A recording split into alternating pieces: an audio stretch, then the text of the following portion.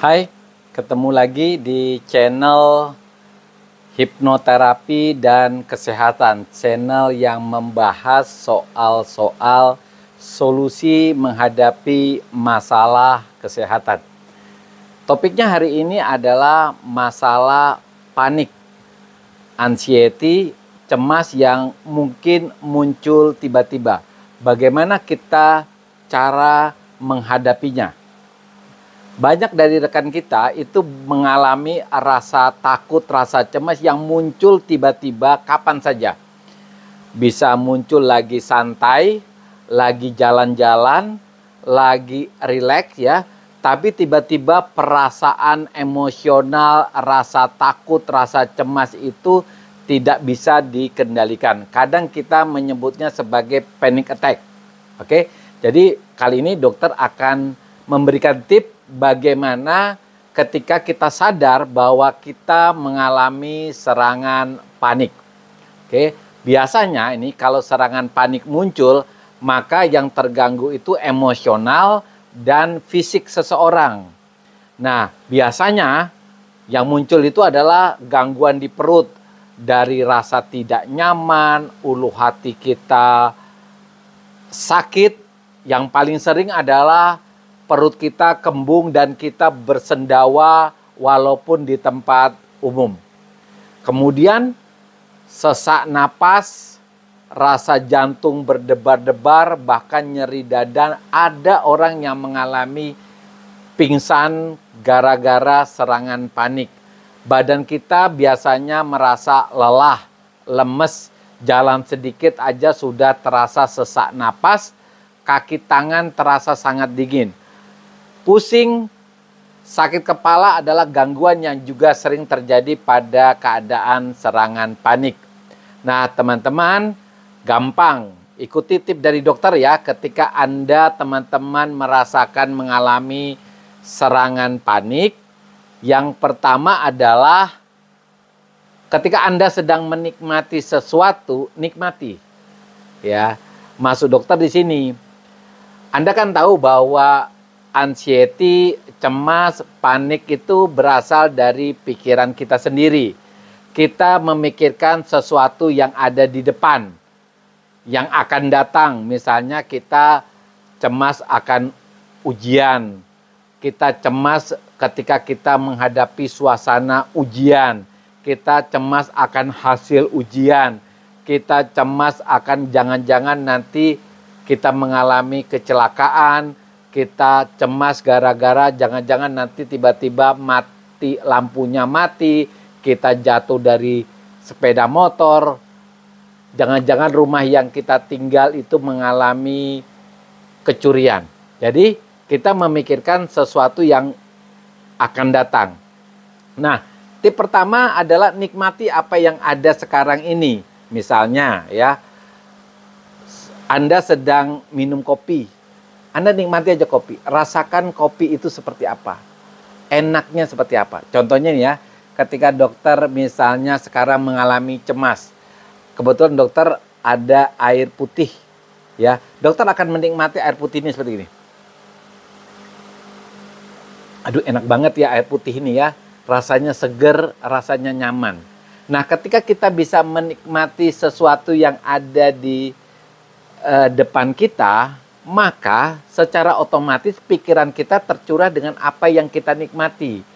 Kalau yang kita nikmati sesuatu yang positif, tentu cemas itu akan hilang karena fokus kita berpindah dari cemas ke apa yang kita nikmati sekarang. Misalnya kayak teman-teman biasanya kan lagi ngopi ya, ada singkong goreng, kemudian ada pisang goreng, ada sambal, nikmati itu aja. Rasakan bahwa setiap makanan yang kita nikmati itu membuat kita mensyukuri apa yang kita nikmati.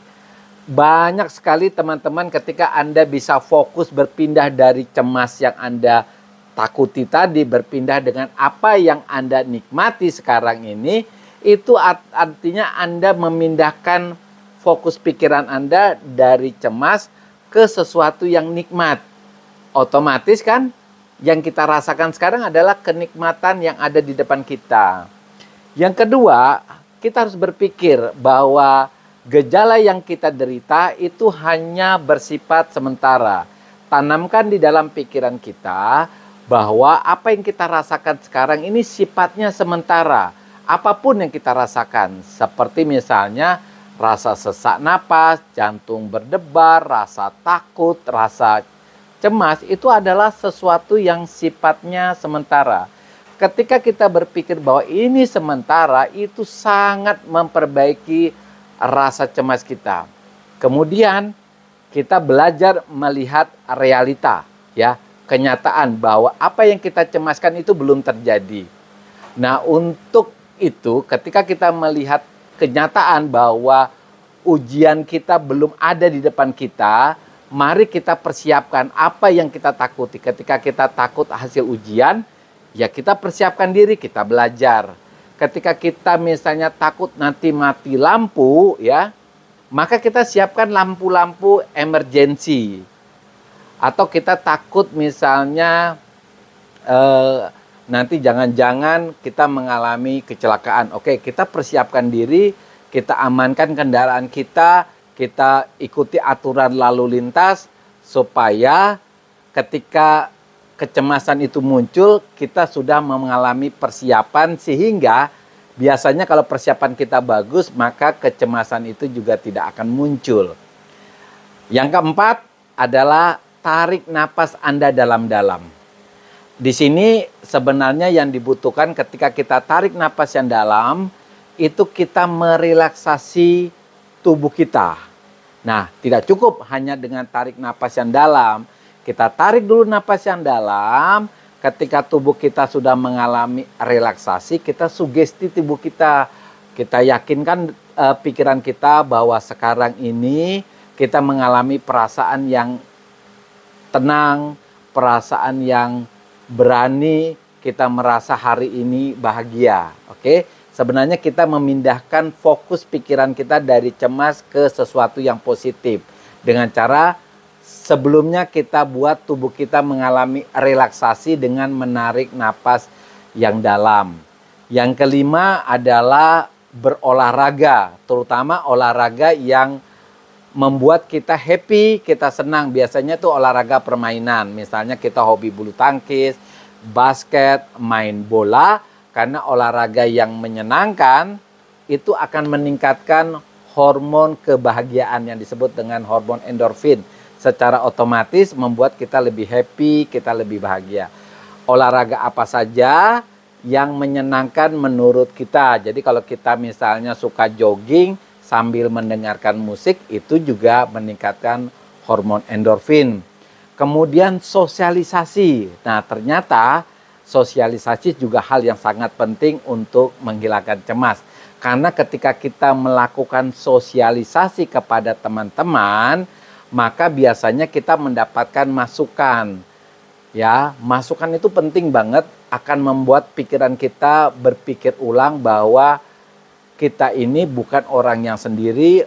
Ketika kita mengalami masalah, ternyata ada orang yang mengalami masalah lebih besar dan ada orang yang mampu menyelesaikan masalahnya dengan cara tertentu dan kita ambil cara tertentu itu. Jadi itulah pentingnya sosialisasi.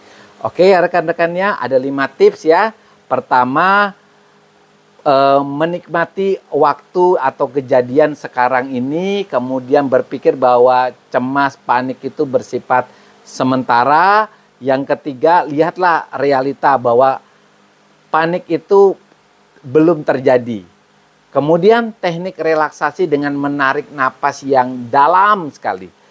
Kelima, olahraga. Keenam, sosialisasi. Oke, rekan-rekan, semangat.